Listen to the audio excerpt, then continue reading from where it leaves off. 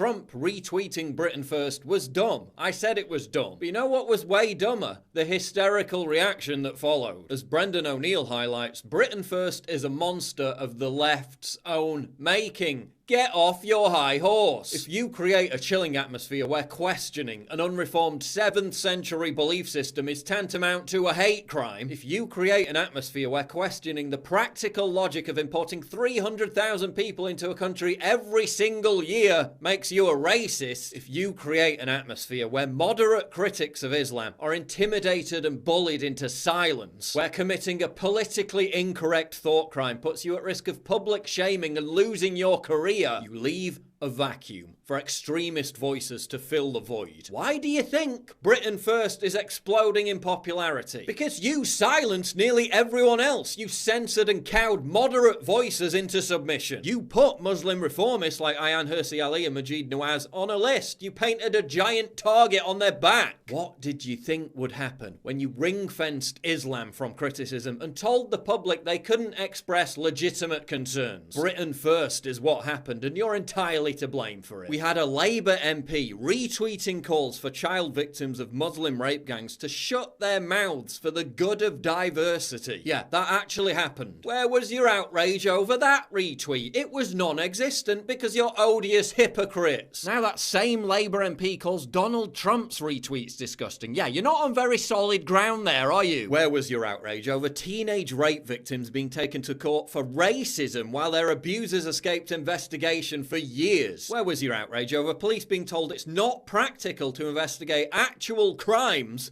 while they have plenty of time to investigate offensive tweets? Where was your outrage about actual ISIS jihadists being allowed to re-enter the UK? Where was your outrage over ISIS jihadists being given taxpayer-funded houses and therapy? Better watch those offensive Facebook posts. Oh, but if you're an actual terrorist, come on in. Sadiq Khan's outraged. Is he outraged over soaring violent crime levels in London? Is he outraged about acid attacks and stabbings becoming commonplace? Is he outraged about the 30,000 Islamist extremists currently roaming the UK? No, he's outraged over Trump's dumb retweets. We've had 3 terror attacks in London this year alone, and what is he giving speeches about? London needing a range of toilets to reflect gender diversity. If only Sadiq Khan was as outraged about the crime and terror that plagues the streets of London as he is non-gender diverse toilets or Donald Trump's friggin' retweets. And then there's Theresa May. The EU is trying to sabotage the democratic mandate she was entrusted with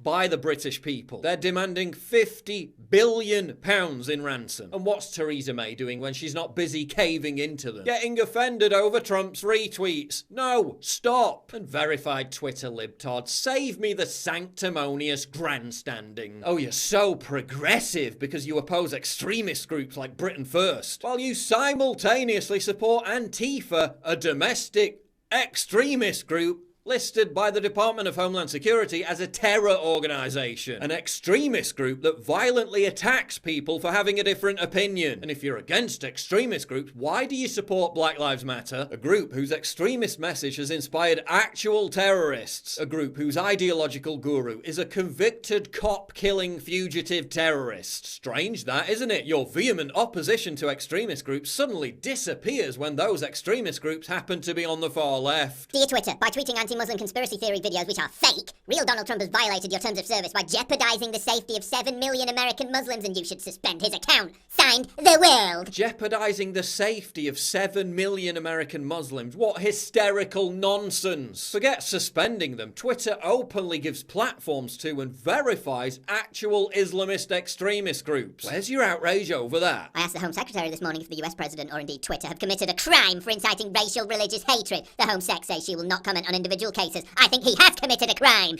Give me a break. The leader of your party called Hamas and Hezbollah his friends. The Labour Party is full of actual anti-Semites. Your colleague tells child rape victims to shut up for the good of diversity. Oh yeah, and Islam? Still not a race. Delete your account. Newsflash. Trump retweeting 5-year-old videos didn't kill anybody. Nobody got hurt. 411 people got hurt in the UK this year alone as a result of Islamic terror attacks. 34 of those people are dead. And yet, what are you all infinitely more angry about? Trump's frigging retweets. Get some damn perspective. And if you actually want to oppose extremism, stop amplifying Britain first by silencing everyone else.